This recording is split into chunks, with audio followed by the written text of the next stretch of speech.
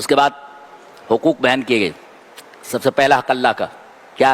وَاعْبُدُوا اللَّهَ وَلَا تُشْرِكُوا بِهِ شَيْئًا، اللہ ہی کی عبادت کرو، اس کے ساتھ کسی کو شریک نہ کرو. اللہ کا حق مقدم ہے سب سے پہلے. وَبِالْوَالِدَيْنِ إِحْسَانًا، اللہ کے حقوق کی ادائیگی کے بعد سب سے پہلا حق جو بندوں کا بندوں کے اوپر ہو، والدین کے ساتھ حسن سلوک ہے. اللہ،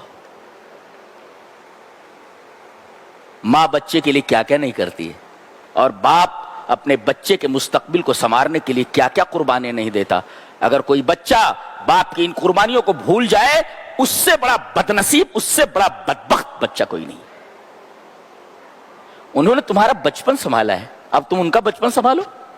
پہلے دانت نہیں تھے، تم کو کیسا کھلایا پلایا، اب ان کے دانت نہیں، ان کو کیسے کھلایا پلایا جاتا ہے. پہلے جہاں بیٹھتے تھے وہاں پر سنڈاس کر دیتے تھے، اب یہ باپ بھی اسی طریقے سے، ماں بھی ایسے ہے، تو سنبھالو نا. انہوں نے تمہارا بچپن سنبھالا. حل جزاء الاحسان الا الاحسان، احسان کا بدلہ احسان تو بنتا ہے نا. لہذا انہوں نے تمہارا بچپن سنبھالا، تم اپنے ماں باپ کا بچپن سنبھالو. کیا کیا قربانیاں نہیں دی ہیں، پوری زندگی تو تمہارے پیچھے لگا دیا. باپ ایسا شجر سایہ دار ہوتا ہے کہ اگر ہٹ جائے تو اس کے ہٹ جانے کے بعد بچے کو احساس ہوتا ہے کہ جب تک یہ سایہ تھا تب تک کتنی ٹھنڈک مجھے محسوس ہو رہی تھی. سایہ ہٹنے کے بعد آدمی کو احساس ہوتا ہے کہ زندگی میں بہت بڑی کمی آ چکی ہے. اللہ، بہت بڑی نعمت ہے ماں باپ. وَبِالْوَالِدَيْنِ إِحْسَانًا وَبِذِي الْقُرْبَى، اور رشتہ داروں کا خیال کرو، ان کے حقوق ادا کرو. وَالْيَتَامَى، یتیموں، باپ کا سایہ سر سے ہٹ گیا ہے، ان کا خیال کرو. وَالْمَسَاكِينَ، مسکین، بیچارہ کماتا تو ہے مگر پورا نہیں پڑ رہا، اس کو مسکین بولتے. فقیر کس کو بولتے؟ جس کے پاس کچھ بھی نہ ہو. اور مسکین کس کو بولتے؟ کماتا تو ہے، رکشہ ہے اس کے بعد چلا رہا ہے لیکن کما رہا ہے 200 روپیہ روز اور خرچہ ہے 300 کا، یہ مسکین ہے. یہ لہذا اس کی بھی خبر گیری کو، زکوٰۃ کے مال سے بھی دو، صدقہ بھی دو. والجار ذی القربہ، پڑوسی. پڑوسی 3 قسم کے ہوتے ہیں. ایک پڑوسی ہوتا ہے غیر مسلم، تو اس کا ایک حق ہے. جی آپ کو دیکھنا ہے کہ میرے غیر مسلم پڑوسی نے کھایا ہے کہ نہیں کھایا ہے، اسے کوئی تکلیف تو نہیں ہے. یہ اسلام کا مزاج ہے انسانیت کے تعلق سے. اور دوسرے اگر مسلمان ہے تو 2 حق، ایک تو حق جوار اور ایک حق اسلام، پڑوس کا حق اور دوسرے اسلام کا حق. اور اگر رشتہ دار ہے تو 3 حق، حق جوار اور حق اسلام اور حق قرابت. یہ 3 حقوق آ گئے، رشتہ داری کا حق، اسلام کا حق اور پڑوس کا حق. جی والجار ذی القربہ والجار الجنوبی، ایک دور کا قریبی، ایک دور کا پڑوسی ہوتا ہے اور ایک قریب کا پڑوسی ہوتا ہے. اور والصاحب بالجنب، اور قریب کا پڑوسی، قریب کا ساتھی. قریب کا ساتھی آپ کا دوست بھی ہو سکتا ہے جو آپ کے ساتھ رہتا ہے، آپ کی بیوی بھی ہے، آپ کی بیوی سے زیادہ آپ کے قریب کون ہے، لہذا وہ صاحب بالجنب بھی ہے.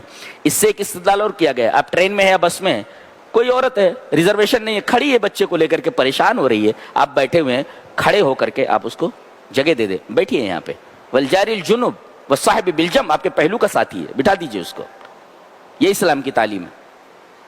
اور وہ اپنی سبیل، مسافر آ جائے تو اس کے کھانے پینے کا انتظام کرو، ٹکٹ وکٹ نہیں، اس کو ٹکٹ وغیرہ کا انتظام کر دو. اللہ نے فرمایا فَكَيْفَ إِذَا جِئْنَا مِنْ كُلِّ أُمَّةٍ بِشَهِيدٍ وَجِئْنَا بِكَ عَلَى هَؤُلَاءِ شَهِيدًا. ایک دفعہ حضرت عبداللہ ابن مسعود بیٹھے ہوئے تھے، صحابہ تھے، نبی کریم صلی اللہ علیہ وسلم، بخاری کی روایت ہے، مسلم کی. تو نبی کریم صلی اللہ علیہ وسلم نے عبداللہ ابن مسعود سے کہا قرآن سناؤ، قرآن پڑھو. کہا کہ اللہ کے رسول میں قرآن پڑھوں؟ قرآن تو آپ پر نازل ہوا ہے، آپ پڑھیں. اقرأ علیک انزل، قرآن تو آپ پر نازل ہوا ہے، میں قرآن پڑھوں؟ آپ نے کہا ہاں تم پڑھو. یعنی محبوب کا کلام آپ دوسرے کی زبان سے سننا چاہ رہے ہیں. کبھی کبھی ایسا ہوتا ہے کہ آدمی خط پڑھ لیتا ہے، دوسروں سے پڑھا کر کے سنتا ہے، پڑھو نا کیا لکھا ہوا ہے. تو نبی نے فرمایا تم پڑھو. وہ سورہ نساء پڑھنے لگے، یہ سورہ کریمہ. پڑھتے پڑھتے جب اس آیت پر آئے فَكَيْفَ إِذَا، وہ سر جھکا کر پڑھ رہے ہیں اور سارے صحابہ سر جھکا کر سن رہے ہیں. فَكَيْفَ إِذَا جِئْنَا مِنْ كُلِّ أُمَّةٍ بِشَهِيدٍ، کیا حال ہوگا اس وقت جب ہر امت پر ایک گواہ لایا جائے گا اور ان لوگوں پر آپ کو گواہ بنایا جائے گا.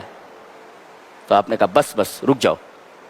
حضرت عبداللہ ابن مسعود نے جب نگاہ اٹھائی تو دیکھا کہ آپ صلی اللہ علیہ وسلم کی آنکھوں سے آنسو نکل رہے ہیں اور پوری ریش مبارک آنسوں سے بھیگ چکی ہے.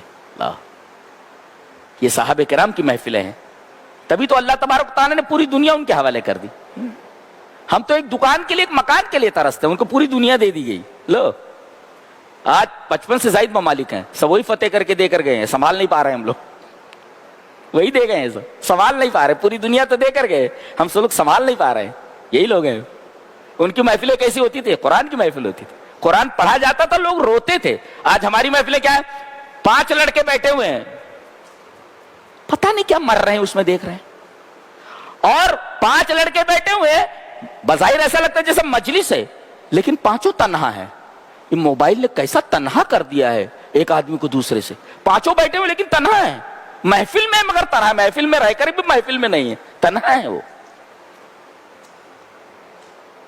یہ قرآن کی محفلیں ہوتی تھی صحابہ کی. ہماری محفلیں کیسی ہیں وہ دیکھ لو. اب لات اور جوتے نہیں کھاؤ گے تو کیا ہوگا جی؟ لات اور جوتے کھانا ضروری ہے, اس لیے کہ حرکتیں ویسی ہیں نا, لت خور ہو گئے ہم لوگ.